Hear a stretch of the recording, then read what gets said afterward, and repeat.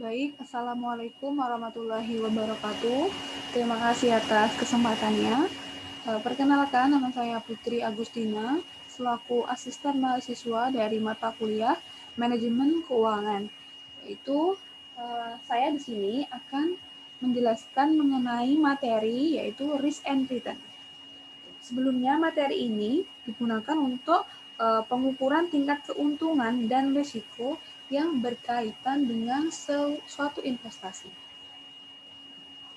Oke, kemudian next. Di sini risk and return. Return sendiri itu adalah tingkat pengembalian yang diharapkan agar direalisasi dari suatu investasi. Artinya adalah pengembalian dalam segi keuntungan ya maksudnya.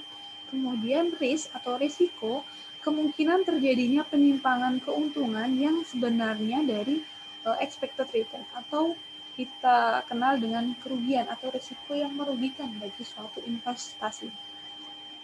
Di sini, investor akan memilih investasi yang memberikan risiko terendah untuk tingkat keuntungan yang sama.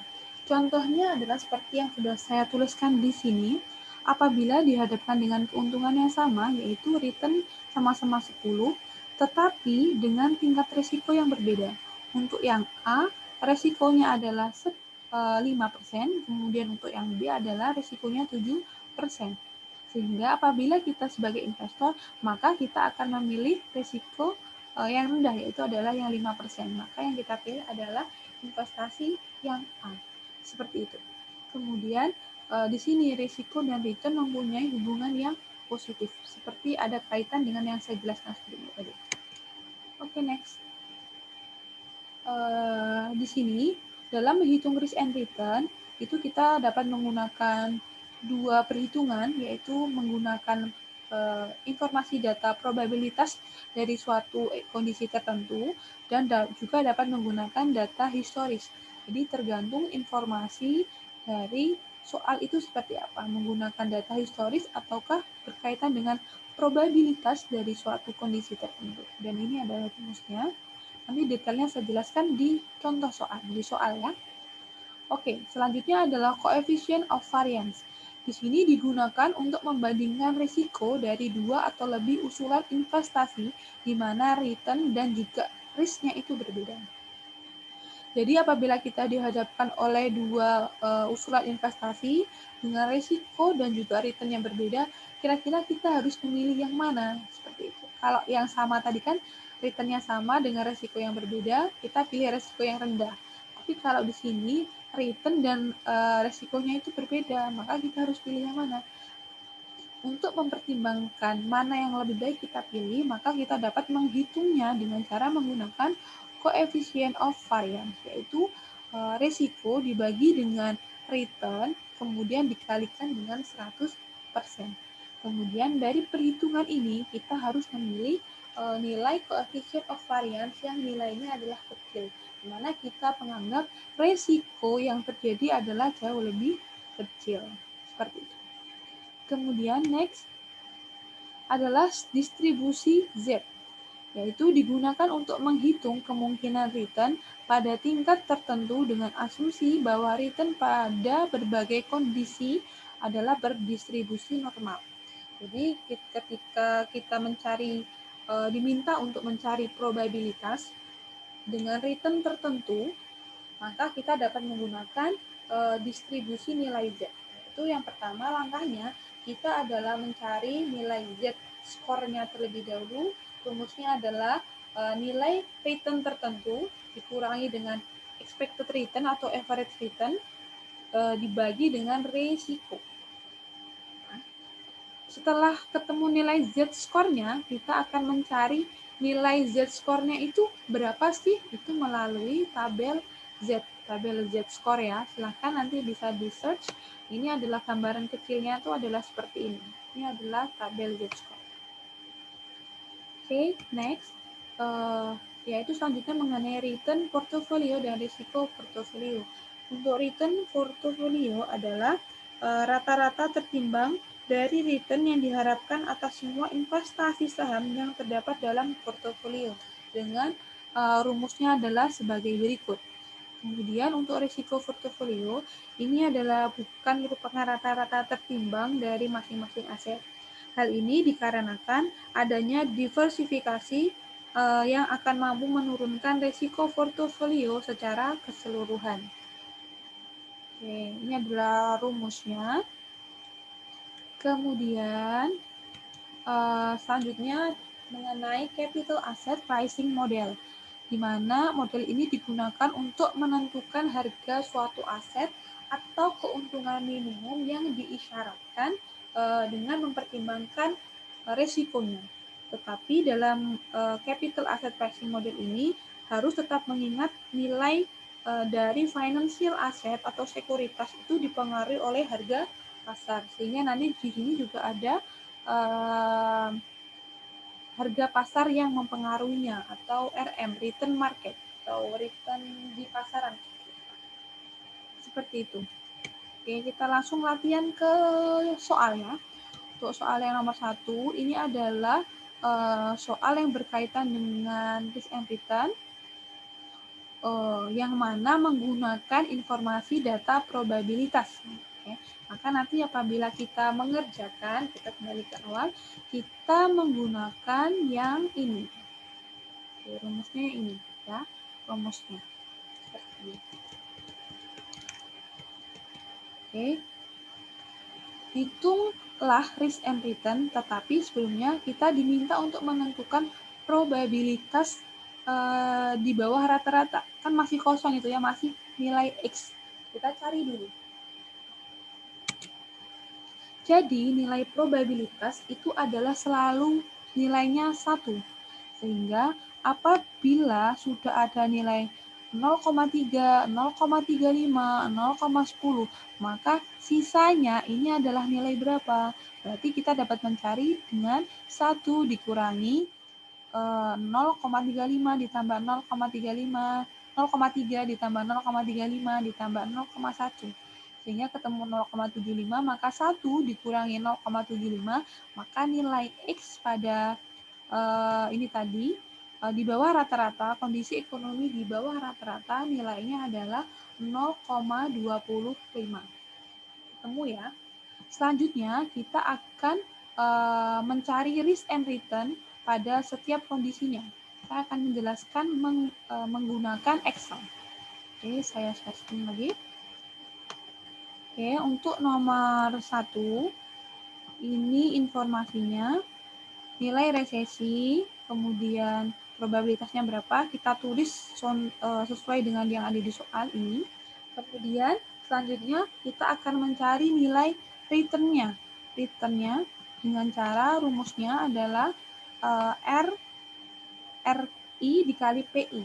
Yaitu kita cari dulu, ini RI adalah return pada kondisi tertentu, artinya pada kondisi resesi di bawah rata-rata, atau pada kondisi rata-rata, atau juga di atas rata-rata.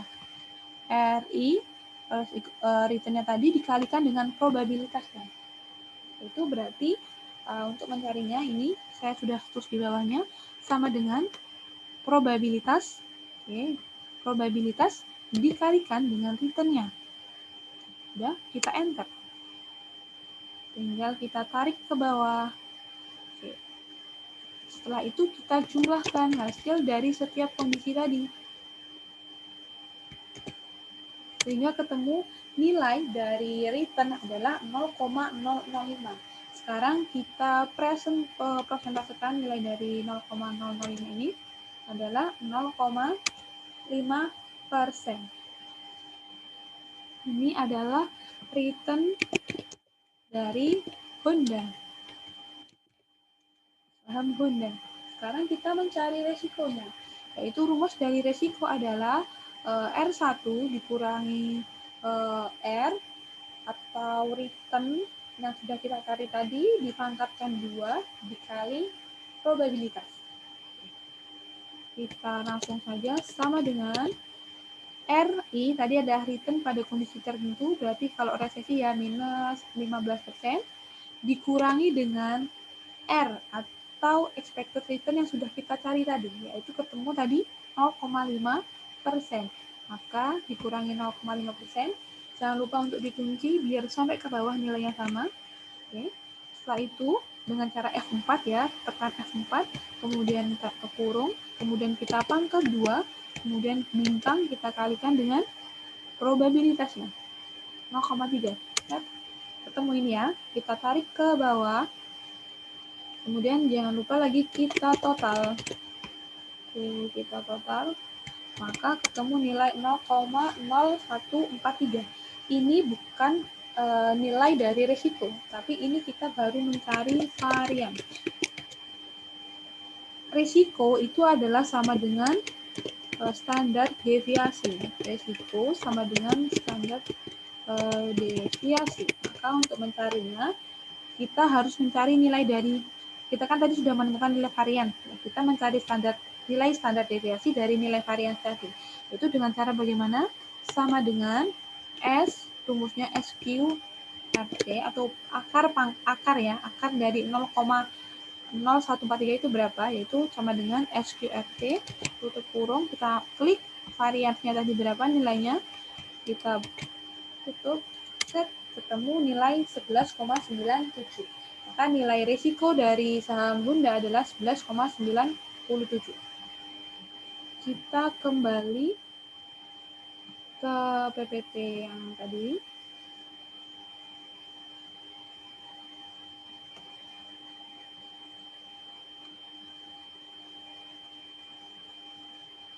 Oke. Tadi kita sudah masuk di latihan.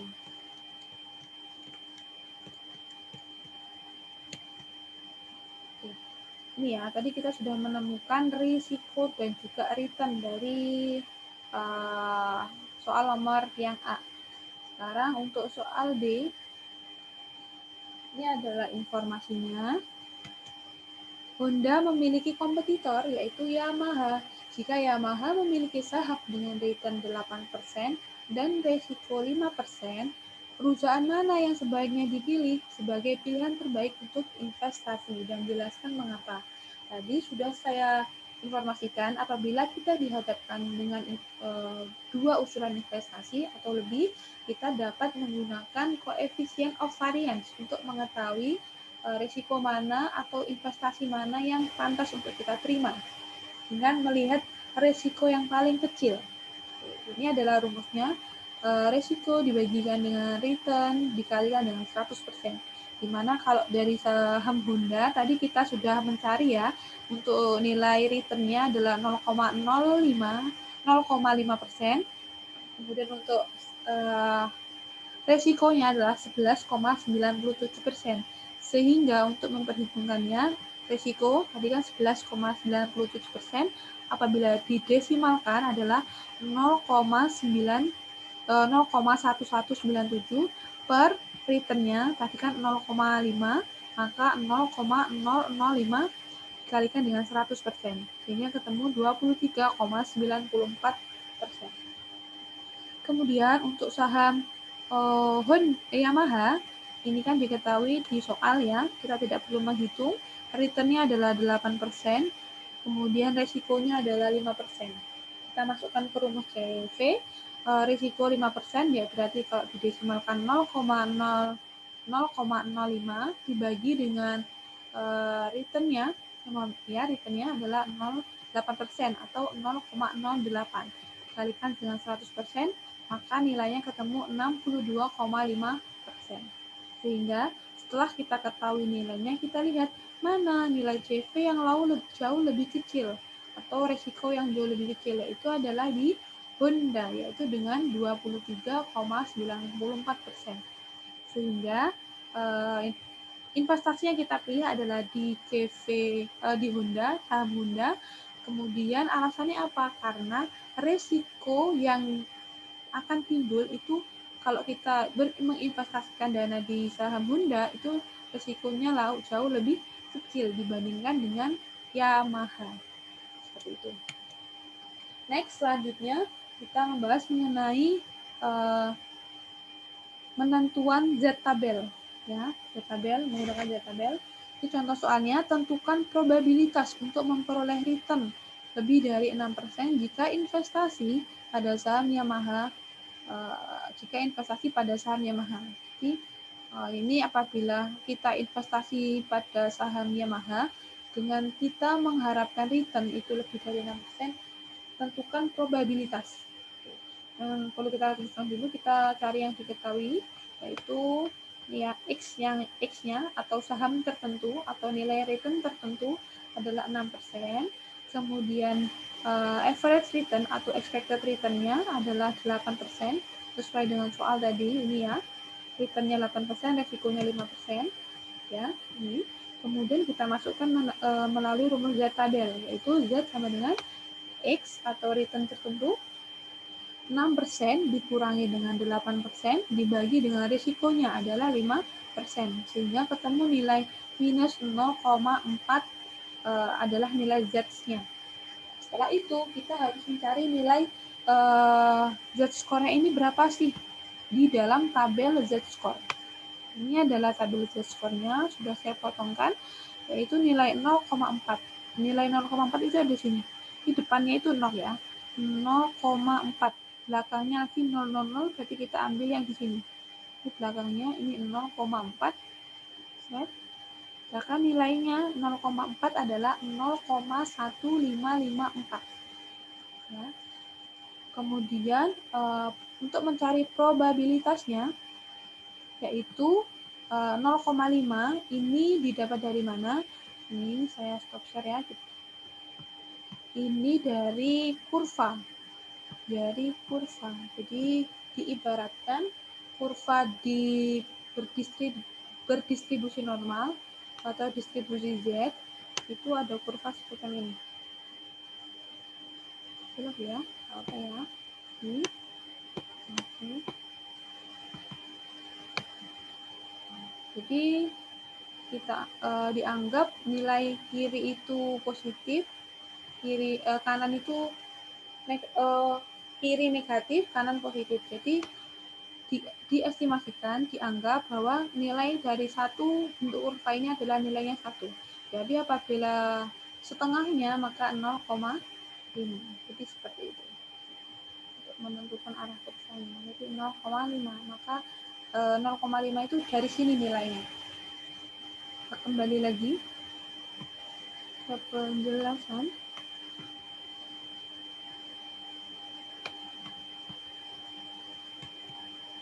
Oke. Ini ya. Maka 0,5 dikurangi dengan nilai Z-score dari tabel tadi sudah kita ketahui 0,1554, sehingga ketemu probabilitasnya adalah 0,3446. Ini dikalikan dengan 100%, maka nilainya 34,46%. Seperti itu. Next, untuk latihan soal yang nomor 2. Ini adalah informasi dari soal nomor 2, return investasi saham pada data return investasi saham pada Mayfood dan Indofood dalam 5 tahun terakhir. Karena ada informasi mengenai 5 tahun terakhir, berarti ini kita nanti menggunakan perhitungan risk and return menggunakan yang data historis. Ya, jadi perhitungannya sedikit berbeda dengan yang ada probabilitasnya tadi.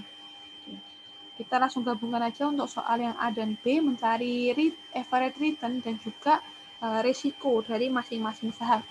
Saya akan jelaskan menggunakan Excel. Kita kembali ke Excel untuk soal nomor 2. Oke, ini adalah soalnya tadi saya kemas dalam bentuk Excel. Oke. Ini return-nya tadi adalah 18% di tahun pertama, 20%, dan seterusnya. Kemudian, tadi yang soal yang pertama, kita diminta untuk mencari average return dari masing-masing saham. Maka ini kita di Mayfood ya, untuk mencari return-nya adalah jumlah dari return pada periode tahun tertentu dibagi dengan N, artinya kita mencari rata-ratanya.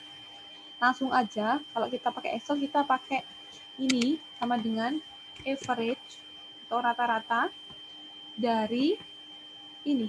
Dari tahun 1 sampai dengan tahun kelima, return di tahun 1 sampai dengan tahun 5. Kita tarik ke bawah, dan enter. Maka average return dari saham Mayfood adalah 12,5%. Kemudian, untuk yang Indofood, ini informasinya 15%, 18%, dan seterusnya. Oke, sekarang kita cari average return yang sama ya, sama dengan average. Oke, average. Kita sampai ke bawah, tarik ke bawah. Nilai returnnya, kita enter. Ini kita buat dalam 2 angka di belakang koma. Tinggal pilih ini, inverse decimal. Oke. Maka ketemu nilainya atau average return-nya adalah 13,7%. Oke, untuk selanjutnya kita mencari nilai risiko dari masing-masing saham. Itu rumusnya adalah ini R1 RI atau return pada tahun tertentu dikurangi dengan nilai average return, rata-rata average return dipangkatkan dengan 2, ya. Kemudian dibagi dengan N-1. Sekarang yang kita lakukan, kita mencari hasil per masing-masing perhitungan ini dengan cara apa? Sama kayak tadi, saya coba tuliskan ulang kembali ya di sebelah sini. Tadi sama dengan RI atau return pada kondisi tertentu atau tahun tertentu, diklik. Kemudian dikurangi dengan return atau average return R, yaitu 12,5. Oke, kita kunci biar aman. Oke, kurung, kita pangkatkan 2. Oke. Sekarang hasilnya ini kita tarik ke bawah. Kemudian, untuk mencari variansnya, kita jumlahkan terlebih dahulu. Kita jumlahkan total dari ini. Dari tahun ke-1 sampai dengan tahun ke-5. Ingat, di sini tadi adalah N-1. Dibagi N-1. Ini N-nya ada berapa tahunnya? Ada jangka waktunya ada 5 tahun. Maka 5 dikurangi 1, maka nilainya adalah 4. Ya. Enter. Oke, ini sama yang sebelumnya, seperti sebelumnya. Ini bukan langsung ketemu nilai varian, resiko atau standar deviasi, tapi ini adalah baru varian. Untuk mencari risk, maka sama dengan standar deviasi. Kita perlu mencari pakai akar. Akar dari nilai varians ini berapa? Maka sama dengan SQRT. Klik nilainya, kurung, ketemu ini. Kita presentasikan 8. Kita buat angka 2 angka dari belakang koma, yaitu ketemu nilai risikonya adalah 8,19%. Begitupun sama ya stepnya dengan yang return di Indofood. Sama. Ketemu nilainya adalah 9,86%. Selanjutnya, paham ya? Untuk ini sama. Selanjutnya kita masuk ke yang poin C ya. Tentukan investasi. Ini, tentukan investasi mana yang akan saudara pilih dan berikan alasannya. Oke. Kalau terkait dengan memilih, kita tadi pakai apa? Kita pakai coefficient of variance. Oke, kita kembali ke PPT. Ini dia coefficient of variance. Oke, yang C ya. Oke, berikut ini dia. Tentukan investasi mana yang Anda pilih dan berikan alasannya. Oke, ini tadi ringkasan dari yang sudah kita cari melalui Excel tadi. Indofood return-nya 13,7, Mayfood 12,5, risikonya Indofood 9,86, risikonya Mayfood adalah 8,19%. Kemudian, sekarang kita mencari coefficient of variance. Sama, tinggal memasukkan nilai-nilai yang telah kita cari tadi ke dalam rumus ini. Ya, rumus ini. Yaitu CV Mayfoot dulu. Mayfoot risikonya berapa? Risikonya adalah 8,19%. Didesimalkan 0,0819 dibagi dengan returnnya Mayfoot adalah 12,5%. Didesimalkan 0,125 dikalikan 100%. Ketemu nilainya adalah ini. 65,52%. Kemudian untuk Indofood sama seperti yang Mayfood, ketemu nilainya 71,98%. Dari nilai perhitungan coefficient of variance, nilai coefficient of variance Mayfood jauh lebih kecil. Maka dapat disimpulkan bahwa investasi yang kita pilih adalah yang milik Mayfood karena risikonya paling lebih kecil dibandingkan dengan Indofood yaitu 65,52%. Kalau Indofood kan 71, maka kita pilih yang kecil yaitu adalah miliknya Mayfood. Seperti itu. Next, yang D, berapa kemungkinan Anda memperoleh return dari 20% sampai dengan 25% pada saham ini tadi. Oke. Ini kita tuliskan dulu X1-nya. Kita mengharapkan ini ya. Ini pada Mayfood ya. Ini pada Mayfood. Ini berapa kemungkinan yang return yang Anda peroleh 20-25% pada saham Mayfood. Itu X1-nya ini adalah 20%, X2-nya 25%, R-nya kita lihat yang Mayfood tadi, ya Mayfood return-nya 12,5, kemudian risk-nya 8,19. Kita cari Z1 dan Z2. Jadi kalau tadi kan yang di soal sebelumnya hanya nilai return pada nilai tertentu dan itu hanya satu nilainya. Kalau di sini returnnya 20-25%. Jadi kita harus mencari keduanya. Oke. Untuk mencarinya, berarti kita harus cari Z untuk nilai 20% dulu, yaitu nilai X, nilai return tertentu 20% dikurangi dengan average return, expected return-nya 12,15% dibagi dengan risikonya yaitu 8,19%. Ketemu nilai 0, Z-score-nya 0,915. Kita lihat lagi, ya silahkan dilihat di tabel Z-score, lihat berapa sih nilai 0,915, ya. Maka nilainya ketemu 0,3186. Kemudian sekarang untuk Z2, 25% dikurangi 12,5%. Itu sama seperti sebelumnya, Z dikurangi expected return-nya, dibagi dengan risikonya. Ketemu nilai 1,152 Z-score-nya, tapi kita lihat probabilitasnya. Probabilitasnya adalah 0,3749 dari nilai yang ada di Z-score. Sehingga total probabilitas dari soal ini dari 20% sampai dengan 25% adalah 0,3186 ditambah dengan 0,3749. Sehingga ketemu nilainya adalah 0,6935. Kalau dipresentasekan kali 100 maka 69,35%. Seperti itu.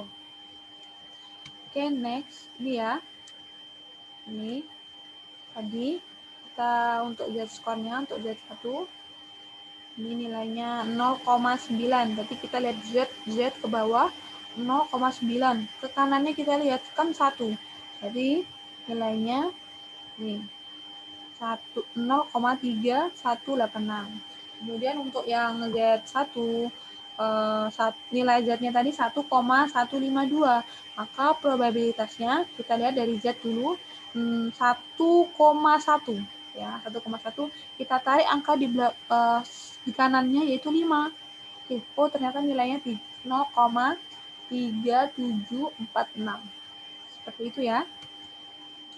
Oke, selanjutnya yang E, seorang investor tersebut mempunyai dana sebesar 100 juta, di mana 30 juta diinvestasikan pada Mayfood dan sisanya diinvestasikan pada saham Indofood.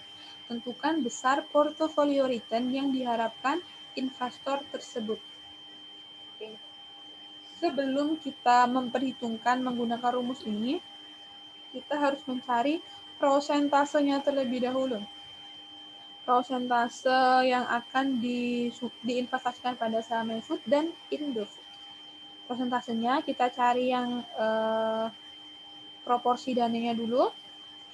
Untuk yang Mayfood kan 30 juta ya. 30 juta untuk Mayfood berarti 30 juta per 100 juta, karena total keseluruhan dananya 100 juta, dikalikan 100%, berarti ketemu 30%.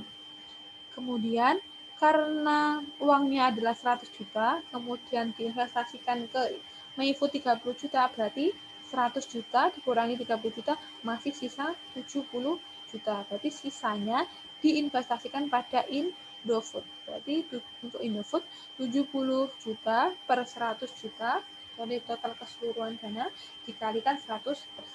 Sehingga ketemu nilainya adalah 70%. Ini langsung kita masukkan ke dalam rumus. Untuk return portfolio sama dengan nilai dari ini proporsi tadi kita kalikan dengan ini dia, kita lihat expected return pada masing-masing saham. Untuk saham yang di Mayfood tadi expected return-nya, ini kita kembali ke awal, expected return-nya Mayfood 12,5 dan untuk Indofood 13,7 ya. Kita masukkan ke rumusnya 30% dikalikan 12,5%, kemudian ditambah untuk yang Indofood 70% dikalikan dengan return-nya 13,7%. Hasilnya di total maka ketemu 13,34%. Sehingga return portofolio yang diharapkan oleh investor adalah 13,34%.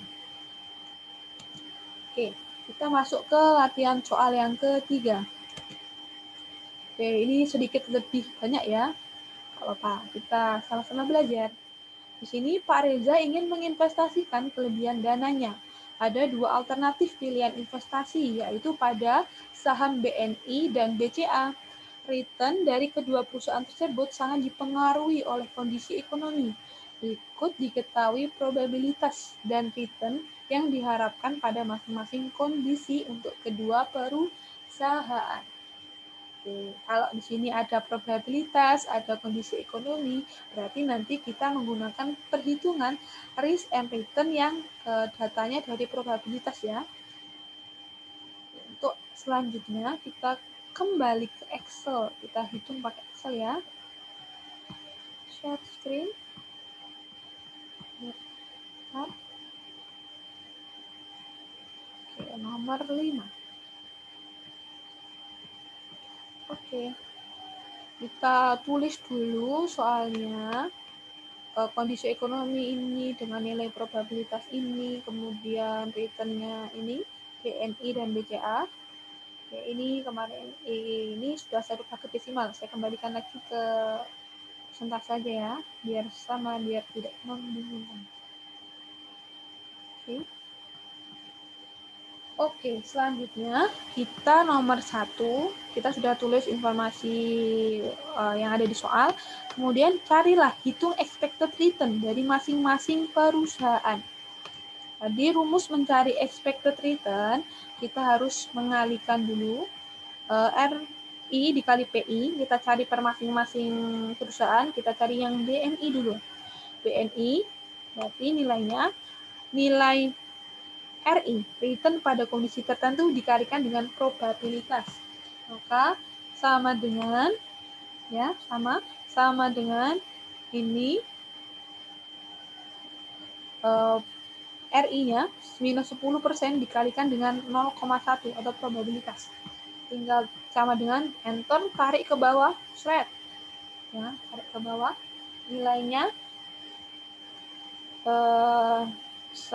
Nilainya dijumlahkan. Oke, kita jumlahkan dari hasil perhitungan tadi.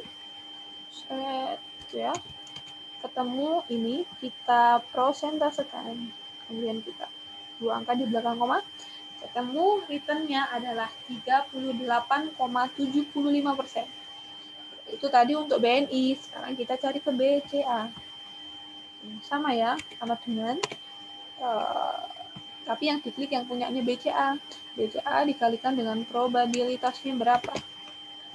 Oke, tinggal enter, tarik ke bawah, enter. Kita ini tarik ke bawah. Oke, ini ya nilainya. Kemudian kita cari totalnya menggunakan sum, tarik ke bawah, 34,3%. Selanjutnya, ini tadi kan sudah ketemu return-nya. Kita kategorikan di sini ya. BNI return-nya 38,75, BCA return-nya 34,3. Ini kita dua angka di belakang koma. 34,25%. Selanjutnya kita mencari resikonya, yaitu rumus resiko. Ini dia. Untuk BNI, kita cari BNI dulu, yaitu rumusnya RI dikurangi dengan ini, return kita pangkatkan 2 dikalikan PI atau probabilitas, seperti yang tadi ya, sama. Maka saya contohkan lagi, sama dengan RI-nya return pada kondisi tertentu. Kita BNI ya, kita klik BNI dikurangi return pada BNI tadi kita peroleh ini 38,75, kita kunci F4 kurung, kita pangkat 2, kita kalikan dengan probabilitasnya yaitu 0,1. Enter. Ini ya, sama dengan ini dikunci. Oh, maaf, ini belum saya kurung ternyata. Makanya. Oke, enter. Oke. Ini ya.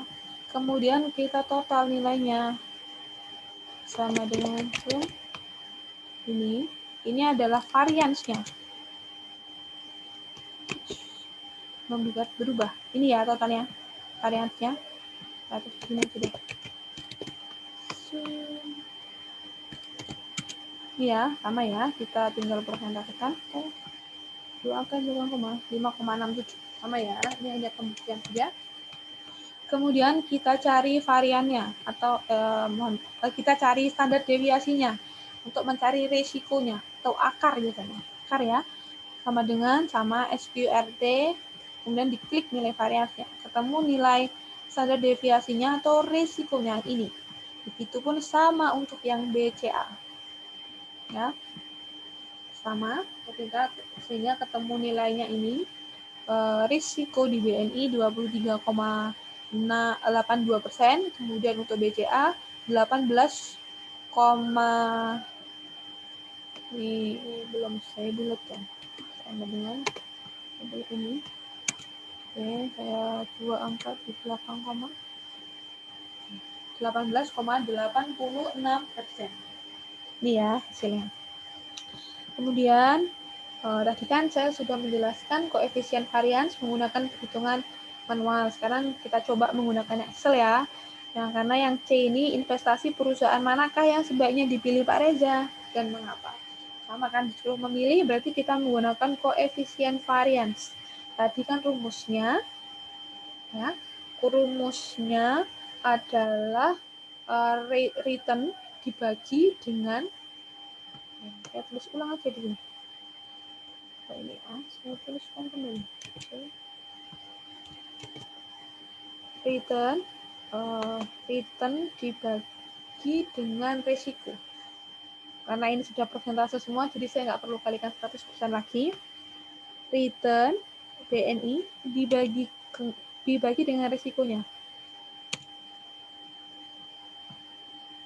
Banyak ya ternyata. Bentar.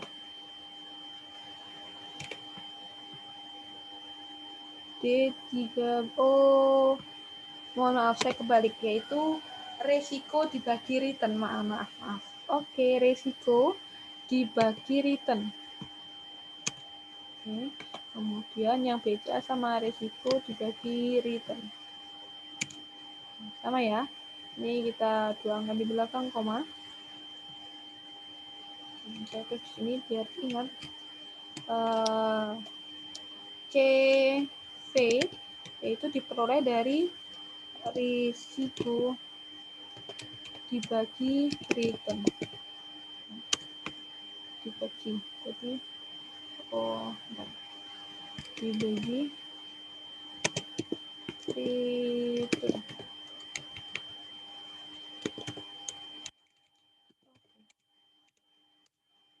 Ya. Dibagi return. Ya. Jadi memang menggunakan Excel jauh lebih cepat ya sebenarnya, tapi kita juga harus bisa keduanya secara manual ataupun menggunakan Excel. Kemudian kita ke yang D, kita kembali lagi ke PowerPoint. Yang D. Oke, yang D.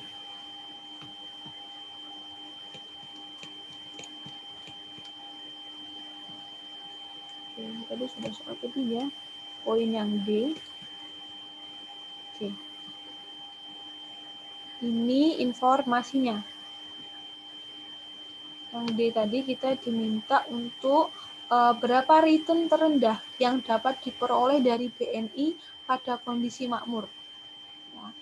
Berapa return terendah pada kondisi makmur.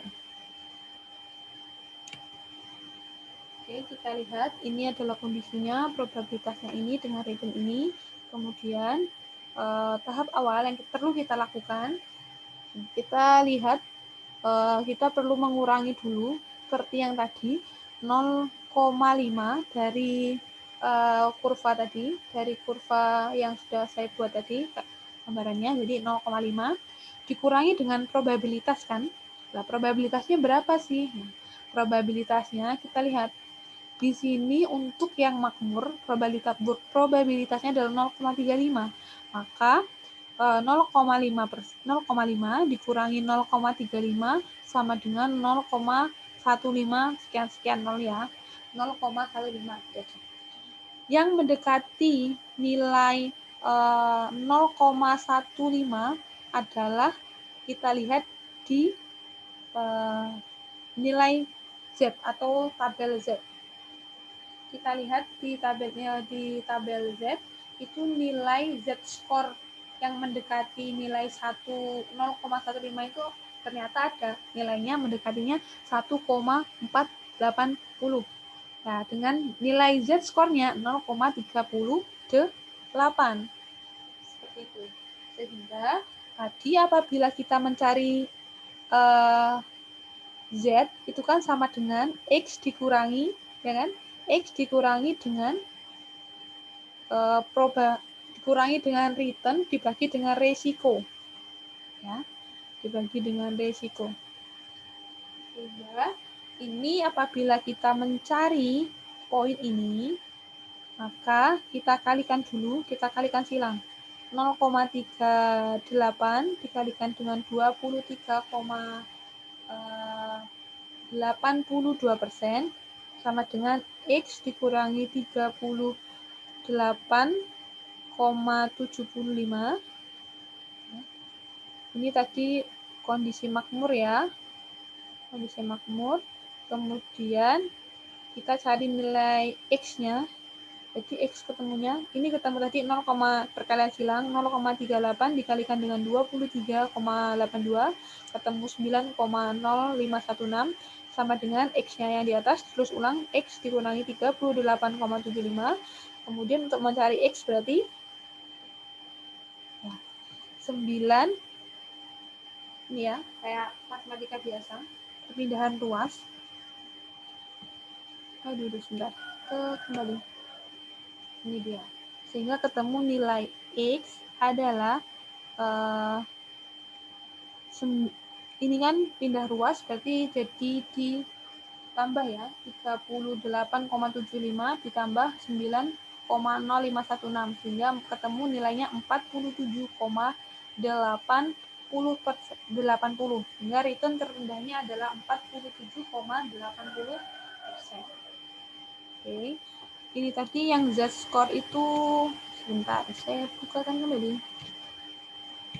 Z-score ini tadi ya, dikurangi return, nah, dibagi risiko. Jadi ini tadi nilai risiko dan juga returnnya.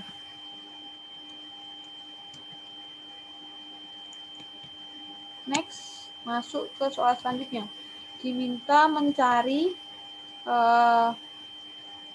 CAPM, ya, atau Capital Asset Pricing Model. Itu kita tulis dulu yang diketahui apa. Nah, ini ya, yang diketahui dari soal ini, market return-nya 12%, risk-free rate-nya 8%, kemudian untuk beta pada saham BNI 0,5, untuk saham BCA 1,5. Kita masuk ke dalam perhitungannya. BNI risk-free rate-nya tadi sama-sama 8%, ditambah dengan return atau return market-nya, tadi return market-nya ini dalam soal adalah 12%, berarti 12% dikurangi dengan risk-free rate-nya, yaitu adalah 8% dikalikan dengan beta pada saham BNI, yaitu 0,5, sehingga 8% ditambah dengan, ini kita hitung dulu, 12% dikurangi 8% itu berapa, hasilnya dikalikan dulu sama 0,5, ketemu 2%, baru dijumlahkan dengan 8%, yaitu 8 tambah 2 berarti 10%. Kemudian itu sama juga, risk free rate-nya 8%, return market-nya 12% dikurangi 8%, kemudian dikalikan dengan beta pada koefisien BCA, yaitu 1,5%. Ini dihitung dulu sama 12% dikurangi 8% dikalikan 1,5 ketemu 6%, baru dijumlahkan dengan risk free rate awal yaitu 8%, sehingga ketemu 14% per masing-masing ini ya, CAPM per masing-masing saham BNI dan BCA. Kemudian selanjutnya soalnya kita diminta untuk menghitung portofolio return, nah, dengan total dana 100 juta, 40 juta diinvestasikan ke BNI. Maka sama seperti soal sebelumnya, kita cari proporsi dananya dulu. Untuk BNI 40 juta per 100 juta dikalikan 100% ketemu 40%. Kalau 40 juta, kita punya dana 100 juta, kita investasikan ke BNI 40 juta, maka sisanya diinvestasikan ke BCA, yaitu 60 juta per 100 juta dikalikan 100%, sehingga ketemu 60%. Jadi apabila tidak diinfokan, di soal itu BCA berapa, jadi kita sudah punya jawaban ya. Kalau kita punya 100 juta diinvestasikan ke BNI 40 juta, berarti ke BCA-nya adalah sisanya, yaitu 60 juta. Kemudian langsung masuk ke rumus return portfolio, yaitu proporsinya tadi. Kalau 40% 0,4 dikalikan 38,75 dari returnnya. Dari return yang kita perhitungkan tadi yang ada di Excel, return dikalikan return BNI ya, kemudian ditambah dengan proporsi yang BCA, dikalikan dengan returnnya juga, return dari BCA, kemudian dijumlahkan hasilnya, sehingga ketemu return portfolio yang diharapkan oleh investor adalah 36,05%. Oke, sekarang kita ke latihan yang keempat. Ini adalah soalnya, ada informasi 3 tahun terakhir, berarti ini adalah menggunakan data historis. Oke, data historis. Kita kembali ke Excel lagi. Yang ditanya average return dan resiko ya, dari PTA. Kita kembali ke Excel. Oke, saya harap teman-teman masih tetap fokus. Oke. Ini dia tahun 2016, 2017, 2018. Returnnya tulis 15%. Oke, saya buat ke desimal aja ya. Ke ini, ke persentase biar nggak bingung. 15%, 13%, 17%. Maka apabila kita mencari average return tadi, kuncinya mencari rata-rata, yaitu average. Jadi sama dengan average dari data ini, ketemu 15%. Selanjutnya mencari resiko.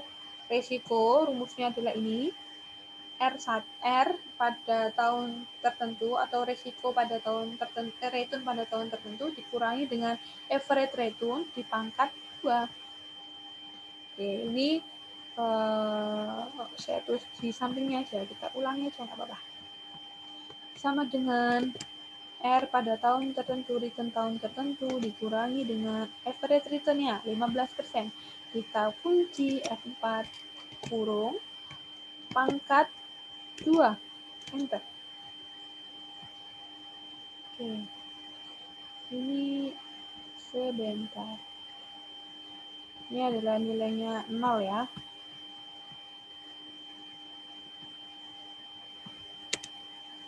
Nol. Kemudian dan seterusnya. Tahu ini kenapa ini sebelah sini mungkin ada rumus-rumus yang sudah saya buat sebelumnya, tapi silahkan dihitung. Ini untuk sama ya caranya, R1 dikurangi expected return-nya atau average return-nya, kemudian dipangkatkan 2. Coba sih kalau di sebelah sini ya, saya coba lagi, saya penasaran kenapa dia kurangi ini pangkat dikunci dipangkat 2. Kenapa masih ini? Kenapa ya? Coba kita general. Coba kita number. Oh, harus kita number, guys. Harus kita number ternyata. Oke, itu ya. Jadi harus di number. Number, oh iya, number. Makanya ada yang kepencet lagi tadi ya. Jadi diperhatikan juga. Bisa ulangi lagi. Sama dengan return pada kondisi tertentu, kalau tahun tertentu dikurangi dengan average return F4 dikurung ya, dipangkat 2. Ini saya ke number 0,0,0,0,0, kita tarik saja. Oke, ini dia nilainya.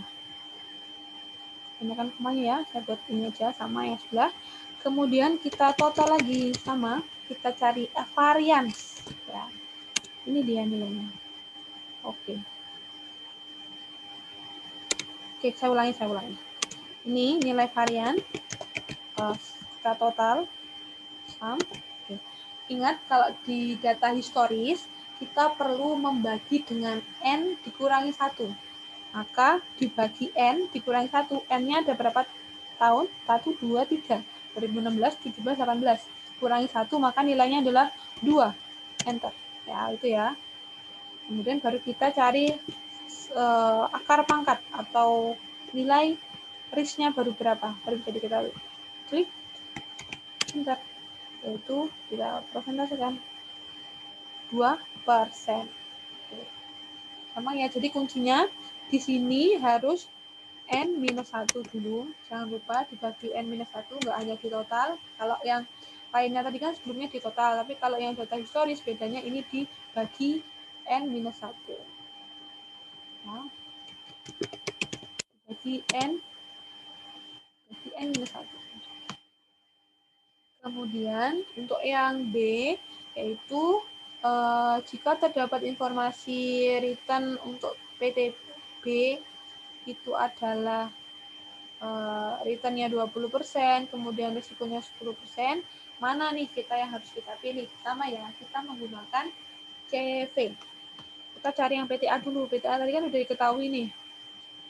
PTA PTA risk-nya berapa, return-nya berapa.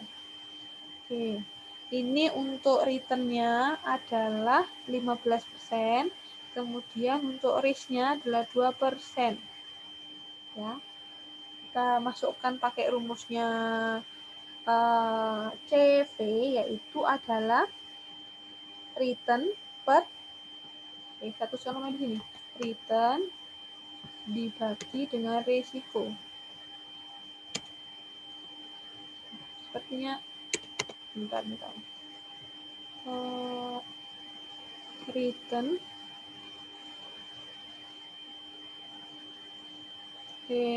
kebalik lagi kan ya, risiko dibagi dengan return. Ya, ini. Kemudian yang bawah adalah risikonya 10% dibagikan dengan return-nya 20%. Ketemu 50. Nah, maka yang lebih rendah adalah yang CV. Ya.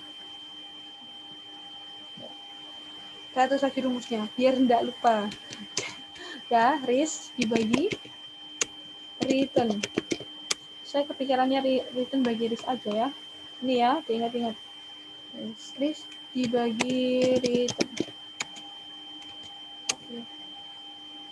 Kemudian untuk yang C, berapa kemungkinan terjadinya return kurang dari 10%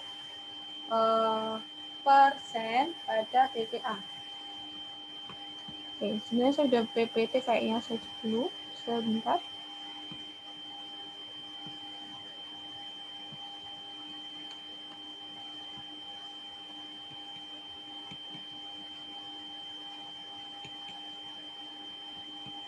Oke, ini saya sudah buat di sini. Oke, saya share screen kembali. Ini dia. Tadi kita sudah memperhitungkan X yang return yang diharapkan tadi pada kondisi tertentu 10%. Kemudian R dari ya PTA ya, maaf ini saya rubah. PTA.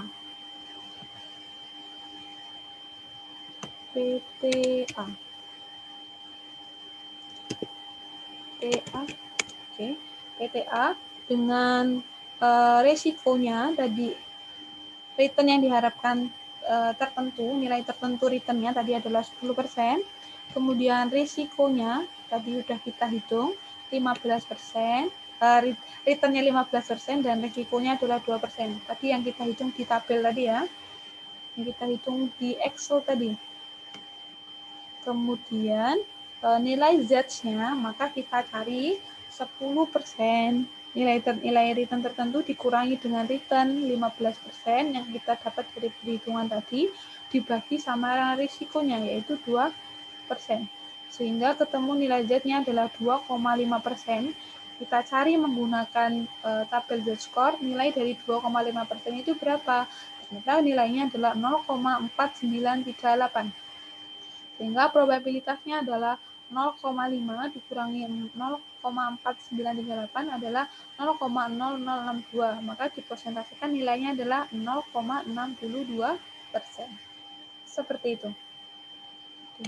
Sudah tidak ada lagi. Baik, sekian dari saya. Mohon maaf apabila ada yang kurang berkenan. Silahkan apabila ada yang ingin ditanyakan, boleh menghubungi saya atau menghubungi kakak-kakak dari masing-masing asmanya. Tapi kalau saya sendiri, saya membuka pertanyaan, saya tidak apa-apa kalau ingin ditanya ya.